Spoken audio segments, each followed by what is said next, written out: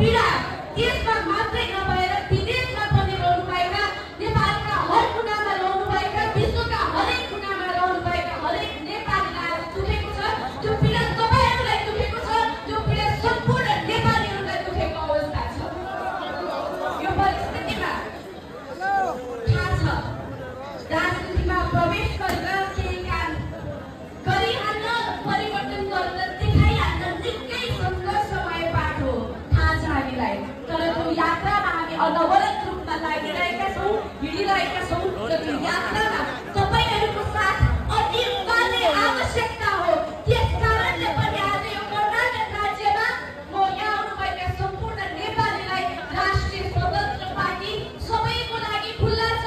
आउनुहोस्, जोड्यौँ र राष्ट्रको निर्माणमा जोड्यौँ भनेर तपाईहरुलाई निमन्त्रणा गर्नको लागि, स्वागत गर्नको लागि आएको छु। तपाईहरु तयार हुनुहुन्छ?